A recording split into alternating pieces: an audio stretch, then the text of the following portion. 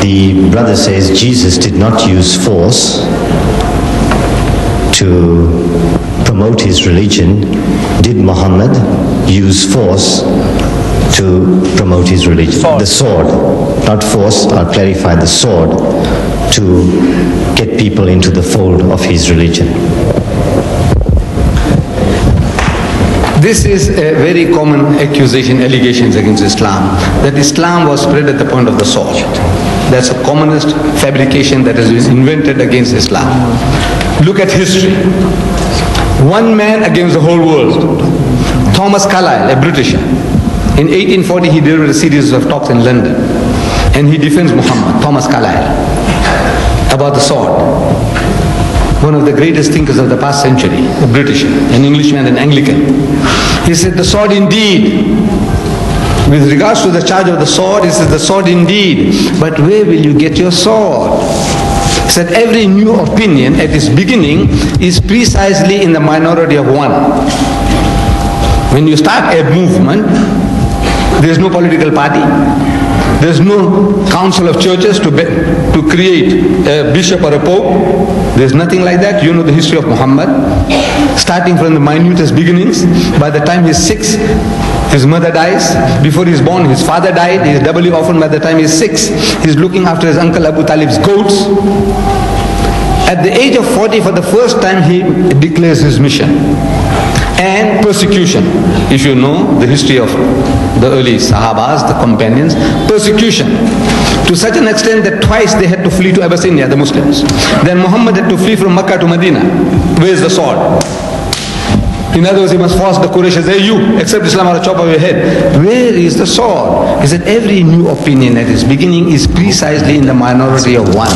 In one man's head alone, there it dwells as yet. It is one man against all men. That he take a sword and try to propagate with that will do little for him. One man against all men. The whole world. The man takes a sword and says, hey, all of you, like me now, if I had a gun, say, all of you accept Islam. Say, La ilaha illallah. What is it worth? What is it worth? Rubbish. He says, first get your sword, meaning you need people to accept, voluntary acceptance. The Quran says, La ikraha fid din. There is no compulsion in religion. It's worthless. You are a non-Muslim, I take it. We are a majority here. So we gather around you and say, now come on, accept Islam, or we put a knife through you. What is it worth? Rubbish. But this is the charge. Look at history. Now, while he's in Medina, the Quraysh, the mushriks, the idol worshippers, they come towards Medina, and there's a battle at Badr. The guys came 200 miles. The Muslims came out a few miles to meet them. The second battle, Uhud, Medina itself. Third one, the Battle of the Trench.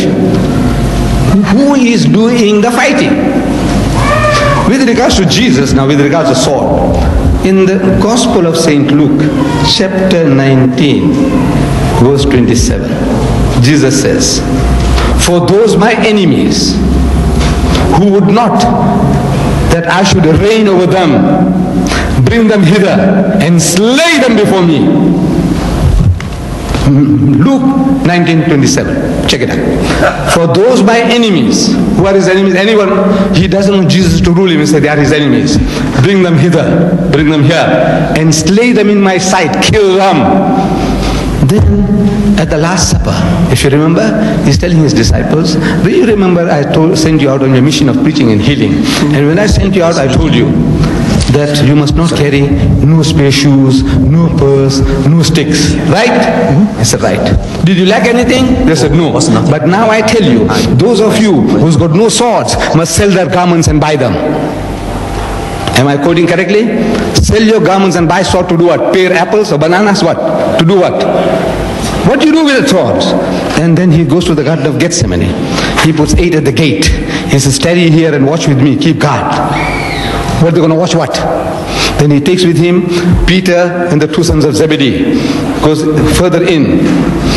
And he tells them, wait ye here while I go and pray yonder. 8 at the gate. To do what? 3 in a line of defense. To do what? To watch what? keep guard. Then when the Roman soldiers, the Jews brought the Roman soldiers, the tables were turned against him. But Peter, he had the sword. So he says, Master, shall we smite them with the sword? We, plural, more than two, more than one at least. Did they have the swords with them? Shall we smite them with the sword? Did they have swords? Who instructed them to have swords? Jesus. To do what? Cutting apples? Pears? What? No, to kill people. But the tables are turned, so now he's Peter already, he slashed off the ear of one of the persons, the guards. And Jesus now realizes that if it comes to the crunch, all will be massacred. So he says, put down your sword, because he who lives by the sword shall die by the sword. Didn't he know that when he told them to arm themselves? That he who lives by the sword shall die by the sword? Then why did he give them the wrong advice? No, it was the right advice, thinking that the Jews will come along, Jews against Jews, it might be a different type of a battle than compared to trained Roman soldiers. So now the tables are turned against him. So he says, put down your sword. So the sword is ever there in the hands of Jesus. At the temple he whipped the Jews. You remember? Whether with a whip you hit a man or with a sword, you are a violent person. You agree? Whether you hit a man with a blow, I'm violent. With a whip, I'm violent. If I have a sword, I chop off your head, I'm still violent. So Jesus Christ didn't spare anybody. The sword was there in his hand. If he had the opportunity, he would have done the job, better than Muhammad could have ever done. Thank you very much. In respect to the rule that we set early on, and Mr. Didat's wishes, it's now 8:30.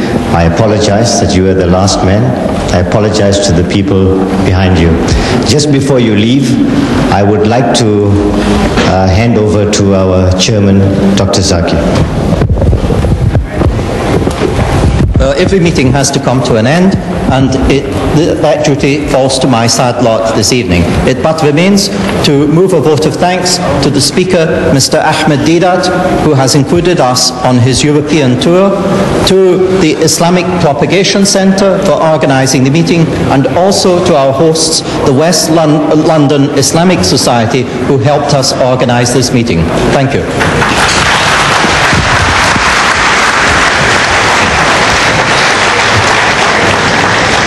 Thank you very much for that. I am sorry Mr. Didat won't be able to meet all of you this evening. He has left South Africa on the 16th of August, 16th of July, and he's been on the move ever since. He's rather tired and he has a long journey to Birmingham tonight. I apologize for that. Thank you for coming. Assalamu alaikum.